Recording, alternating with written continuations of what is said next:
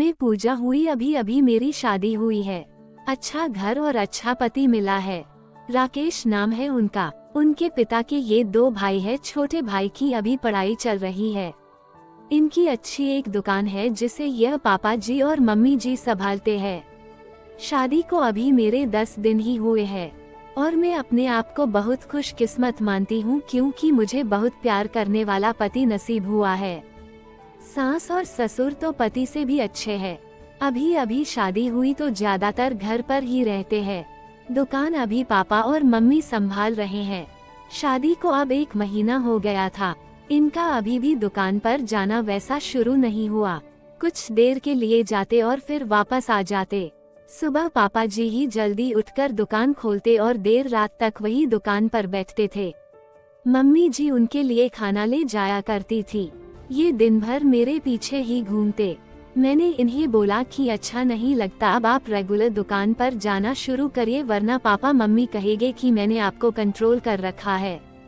उन्होंने बोला ऐसा कुछ नहीं होगा, वो सब बातें तुम मत सोचो। एक दिन हमारे कमरे की नल की टंकी खराब हो गई तो हमारे बाथरूम में पानी नहीं आ रहा था, तो मुझे नहाने के लिए हाल के बाथरूम में जाना पड़ा। मेरे पति तब सो रहे थे। मैं बाथरूम में नहाने गई। कुछ ही सेकंड के बाद वो भी उठकर दरवाजे के बाहर आ गए और बाहर से ही मुझे आवाज देते हैं, रानी तुम अंदर हो? मैंने बोला हाँ। अपने रूम में पानी नहीं आ रहा था इसलिए मैं बाहर आकर नहा रही हूँ। फिर जब तक मैं नहाकर वापस नहीं आई तब तक वो दरवाजे के बाहर ही खड़े रहे। ऐसा वो रोज करने लगे। एक दिन वो बाथरूम में नहा रहे थे तब कुरियर वाला आया। कोई था नहीं तो मैं रिसीव करने के लिए दरवाजे पर गई। मैं अभी उससे बात कर ही रही थी कि ये बाथरूम से टॉवेल में ही भाग कर आए। आते ही मुझे जोर से कहते हैं कि तुम अंदर जाओ। फिर उसके जाने के बाद किचन में आकर मुझसे कहते हैं कि इस तरह अनजान आदमी से बात करना सेफ नहीं है, तुम ध्यान रखा करो। फिर इसके बाद मैंने कई बातें देखी, जैसे जब हम बाहर जाते थे तब वो मुझे इधर उधर नहीं देखने देते थे। कहीं खाना खा रहे होते थे तो मेरी नजरें कहाँ है, मैं किसे देख रही हूँ देखते थे। बार बार अपनी जगह बदलते रहते थे।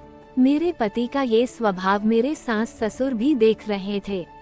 एक दिन पापा ने उन्हें दुकान के काम से बाहर जाने को कहा तो उन्होंने मना कर दिया। फिर पापा को ही जाना पड़ा। वो बस मेरे पीछे ही रहते। फोन पर मैं किससे बात कर रही हूँ मेरे फोन में नंबर और मैसेज भी चेक किया करते। ये सब देखने के बाद मैंने सोच लिया कि अब उनसे बात करनी होगी। इसलिए फिर एक रात मैंने उनसे कहा कि आपको मैं कैसी लगती हूँ? वो बोले बहुत अच्छी। मैंने कहा आप मुझ पर विश्वास करते हैं? वो बोले क्यों, क्या हुआ?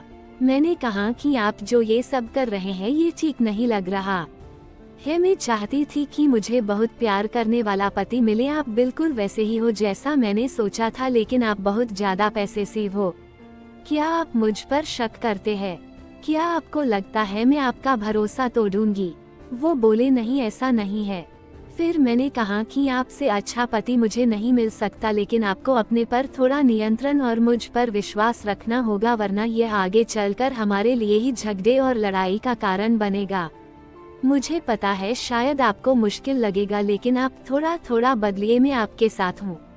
वो बोले हाँ मैं कोशिश करूँगा। अगली सुबह मैंने उनको उठाया और कहा कि दुकान आप जाएंगे और खाने के पहले नहीं आएंगे। मैं घर में ही हूँ, चाहे तो आप फोन कर लेना। वो जैसे तैसे मन मार कर गए।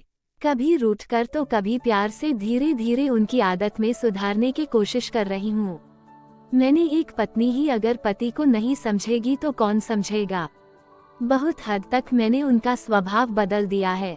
बात को बढ़ाना नहीं, बात को किस तरह से सुलझाया जाए ये सोचना चाहिए।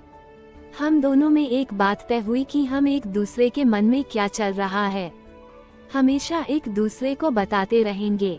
बात नहीं करना, अपनी बात मन में ही रखना ही किसी समस्या को जन्म देता है।